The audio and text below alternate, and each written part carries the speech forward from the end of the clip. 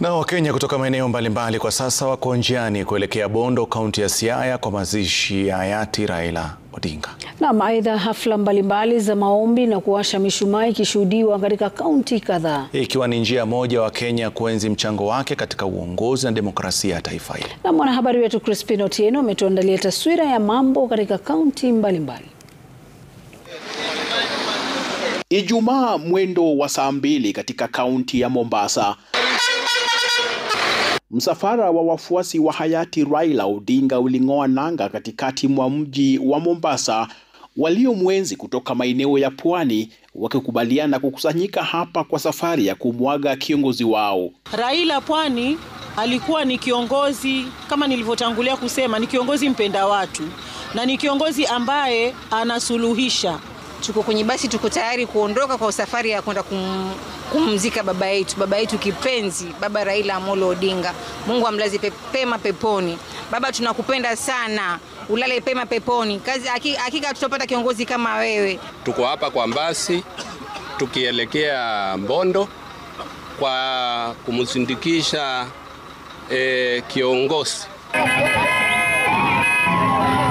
Katika kaunti ya Kisii na Nyamira, mamia ya wafuasi wa Odinga wakiwa na mishumaa walitembea katikati mwa mji wa Kisii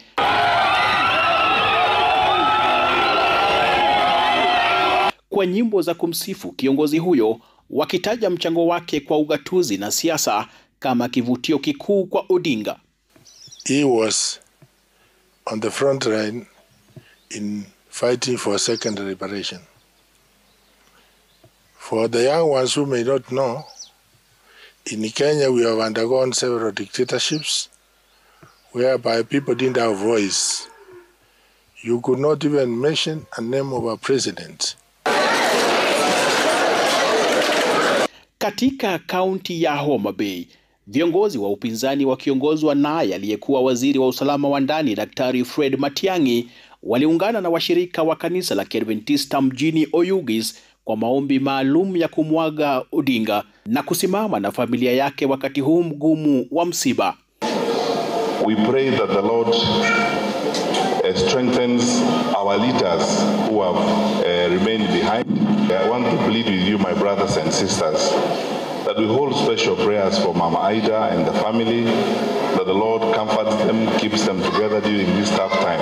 Katika kaunti ya Embu, wazee kutoka jamii hiyo walikusanyika maeneo hayo kuomboleza Odinga kwa njia ya kipekee.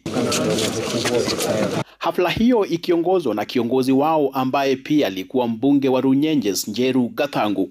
Tulikuwa tunamuita Raila Tinga Odinga because when in the first place he wanted to change things, he moved from his party LDP, I think, to KANU, where he became the KANU Secretary General. Katika maeneo ya Narok na Samburu, nyimbo za kumsifu Odinga zilirindimwa